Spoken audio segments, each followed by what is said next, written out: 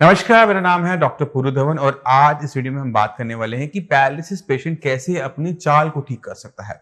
Paralysis patient जब कभी ठीक होना शुरू होता है तो वो चलना तो शुरू कर देता है, बट उसको चलने में एक बहुत कॉमन सी दिक्कत देखने को मिलती है कि उसकी चाल में लपक रह जाती है। जब वो चलता है तो वो अपने दोनों पैरों पे बराबर वजन नहीं डालता। उससे होता क्या है कि चाल जो होती थोड़ी सी इस तरह से वो बना के चलता है। अब मगर हमें पेशेंट की चाल को ठीक करना है, क्योंकि अगर हम नहीं करेंगे तो हमारा जो जॉइंट्स हैं, हमारे जो घुटने के जॉइंट्स हैं वो खराब होने शुरू हो जाते हैं और पेशेंट बहुत जल्दी बेड रिडन हो जाता है। तो हमें अपनी चाल को ठीक करना होता है कि हम अपने दोनों पैरों पे बराबर वजन डालें। तो पहली एक्सरसाइज है यही कि आप खड़े होकर बिना किसी चीज का सहारा लिए अपने लेफ्ट और राइट पर वेट को शिफ्ट करते रहें। तो इसके लिए आपको पैर थोड़ा सा खोलना होता है और इस तरह से आप शिफ्टिंग को शुरू कीजिए कि आपको कॉन्फिडेंस है कि आपके दोनों पैर आपकी पूरी बॉडी के वजन को संभाल लेते हैं। तो जब भी आप दिन में खड़े होते हैं थोड़ा इसे लेग्स को ओपन करके इस तरह की एक्सरसाइज बिना गिने कर सकते हैं। अब चलते हैं सबसे इंपॉर्टेंट एक्सरसाइज के ऊपर, जो कि एक पैरालिसिस पेशेंट को करनी चाहिए अपनी लेग में इंप्रूवमेंट लाने के लिए। वो है बैलेंसिंग एक्सरसाइज। तो जब हम बैलेंस की बात करते हैं तो आपके माइंड में क्या इमेज आती है? हमारे माइंड में इमेज आती है एक रस्सी है, रस्सी के ऊपर एक कलाकार है, उसका बहुत बड़ा डंडा है और उस पर वो चल रहे हैं। उनसे अच्छा बैलेंस कोई कर पाता है? कोई नहीं कर सकता ना। अब हमने यही एक्सरसाइज करनी होती है, बट रस्सी के ऊपर नहीं, बट ऑन द फ्लोर। तो आपके फ्लोर पे आपने देखा होगा कि टाइल्स जहां लगी होती है, पत्थर जहां जुड़ता है, वहां पे एक लाइन लग जाती है, एक लाइन बनी हुई होती है। तो हमने उसको रेफरेंस पॉइंट की तरह यूज करना है और टिप टू टॉप वॉक करनी है।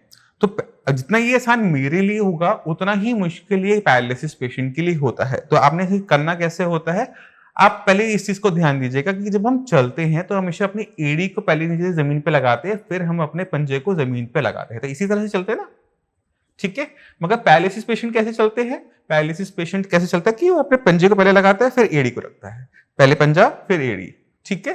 तो हमने पहले इस चीज को ठीक करना होता है। तो हमने लाइन बना दी। लाइन के बाद पहले कोशिश करें कि पहले आपका एंकल टच करे ग्राउंड को, फिर आपके फीट। इसी तरह से हम इस पैर को चलाएंगे। अब आपने दूसरा ध्यान क्या रखना है कि ये हमने एक लाइन में करना है। तो आपका पैर हमेशा लाइन के सेंटर में आना चाहिए। आपने रखा और छोटे छोटे कदम ज्यादा अच्छे रहते हैं, ना कि बड़े। तो आपने दूसरा पैर टच करते हुए, बिल्कुल तो टच कर रहा है ना, आपस में जुड़े हुए हैं, लगे हुए टच कर रहे हैं, तो हम इस तरह से इसको चलेंगे। अब पेशेंट जितना धीरे चलता है ना, उतना हमें बैलेंस बनाने में दिक्कत होती है। अब जैसे मुझे भी दिक्कत हो रही है, आप भी खुद देख पा रहे हैं। तो ये जो एक्सरसाइज है ये आपको करनी है। तो आप स्टिक का हेल्प ले सकते हैं। आपके घर में कोई भी दीवार हो उस पर अपना हाथ रखकर इस तरह से वॉक करने से क्या होगा कि आपकी जो मसल्स हैं जो बैलेंस बनाने में आपको हेल्प करती हैं, वो हेल्पफुल होंगी। दूसरा, आप अपने लेफ्ट और राइट दोनों लेग पे बराबर वेट को डिस्ट्रीब्यूट कर पाओगे।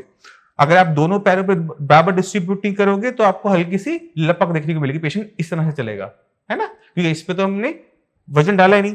इसको और अच्छी तरीके से समझने की कोशिश करते हैं। आपके पैर पे कभी ना कभी कोई चोट लगी होगी, कोई जख्म बना होगा। तो जब हम पैर पे किसी की भी जख्म बनता है, किसी हेल्दी इंसान की भी जख्म बनता है, तो वो अपने दूसरे पैर पे जिस पे जख्म बना हुआ है उस पर वेट नहीं डाल पाता, क्योंकि वेट डालते ही उसे दर्द होता है। तो ये वाली चाल जो होती है ये कुछ वैसी सिमिलर होती है कि हमने पैर पे वजन डाला नहीं और दूसरे पैर को फटाफट खींच लिया। तो ये चाल को खत्म करने के लिए, ये जो हमारा गेट है इसे खत्म करने के लिए tip to toe walk in a line, ठीक है। तो इसी तरह से हम दिन में कितनी देर चलेंगे, अब ये भी इंपॉर्टेंट हो जाता है। अगर आपने 5 मिनट किया, 10 मिनट किया, काम नहीं बनेगा। आपको ये एक्सरसाइज दिन में कम से कम 1 घंटा करनी पड़ेगी, क्योंकि इसमें बहुत ज्यादा मसल्स का यूज नहीं होता। तो हमने इसको 1 घंटा सुबह, 1 घंटा शाम, स्टिक लेके नॉर्मल आप पार्क में चलिए, घर में चलिए, बट आपको चलना है। क्योंकि जितना आप इस एक्सरसाइज को करेंगे उतनी अच्छी इंप्रूवमेंट आपको अपने बैलेंसिंग के अंदर, अपने लेग में आप देखने को मिलेगी।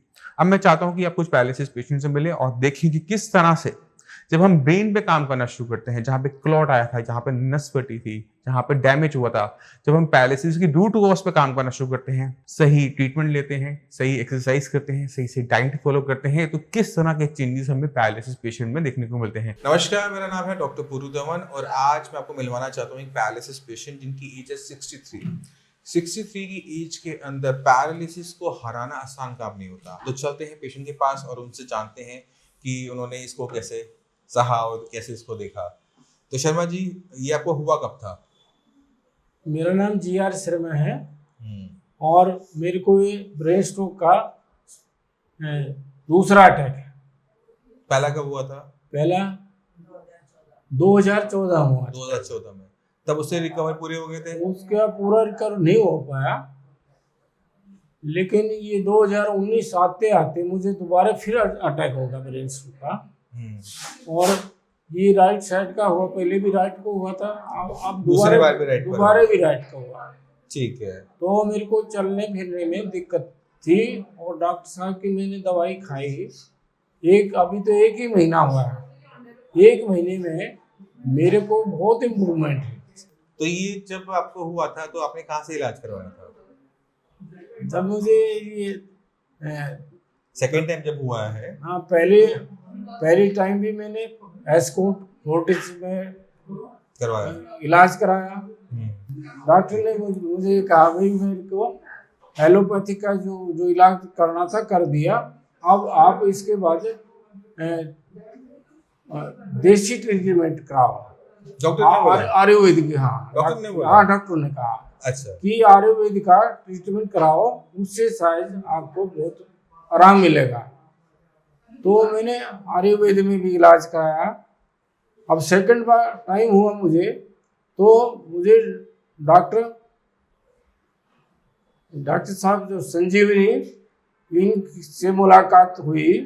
तो इन्होंने 1 महीना हो गया मुझे दवाई खाते खाते, जिससे मुझे बहुत आराम है। और मैं आज दोबारा से 1 महीने की दवाई फिर दोबारा लेने आया हूँ। तो इससे मेरे को लग रहा है कि मैं कंप्लीट ठीक हो जाऊंगा। शर्मा जी को जब पहली बार हुआ राइट साइड में हुआ, उसके बाद जब 2019 में हुआ तो एक ही जगह पे दोबारा स्ट्रोक पड़ने की वजह से, दोबारा से नुकसान होने की वजह से शर्मा जी को जो चलने में दिक्कत आने लगी थी कि चल नहीं पाते थे, पैर नहीं उठा पाते थे।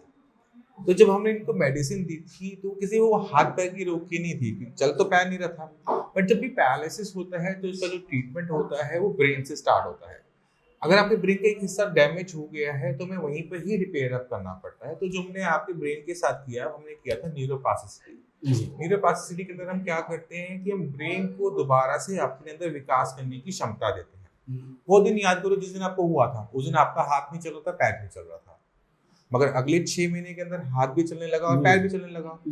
ऐसा सारे पैरालिसिस पेशेंट के साथ होता है। दिक्कत पहले 6 महीने में नहीं आती है। पहले 6 महीने में मैक्सिमम लोग अपने आप ठीक हो जाते हैं। दिक्कत आती है उसके बाद 6 महीने के बाद, 6 महीने कि जब ये न्यूरोप्लास्टिसिटी, जब दिमाग की विकास करने की क्षमता बंद हो जाती है।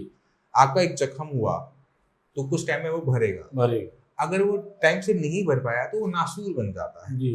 ऐसे ही कुछ आपके ब्रेन के साथ होता है। जब दिमाग में चोट लगी, पहले 6 महीने में भर गया, अब चलने लग गए, हाथ चलने लग गया, ठीक है, नहीं चलता ना, तो वहां पर दिक्कत हो जाती है। तो वहां पर हमें दोबारा से दिमाग के अंदर विकास करवाना पड़ता है। जब वो डेवलपमेंट स्टार्ट होती है तो आपके अंदर चेंजेस आने शुरू हो जाते हैं। वही आपने देखा। अब आपने इनकी पहले वाली वीडियो देखोगे और बाद वाली वीडियो देखोगे तो उसमें आपको खुद का खुद जमीन आसमान का फर्क नजर आना शुरू होता है। ये इसलिए होता है कि जो हम सही तरीके से सही जगह पे काम करते हैं। तो जो बाकी जो पैरालिसिस पेशेंट है उन्हें कुछ कहना चाहोगे? बहुत जल्दी है, मैं मानता हूँ बहुत जल्दी, कभी 1 महीना हुआ है, बट 1 महीने की इम्प्रूवमेंट देखिए, कुछ कहना चाहोगे उनको? नहीं, ऐसा है डॉक्टर साहब का इलाज 1 महीना होगा, मुझे इंजेक्शन भी दिए हैं और दवाइयाँ भी दी हैं। मुझे फीलिंग ये हो रही है कि मैं जल्दी रिकवरी आपकी और कर लूँगा और जल्दी से मैं ठीक भी हो जाऊँगा एकदम से। ठीक तो आप हो गए हो? एक बार चल के दिखाना इनको भी सबको।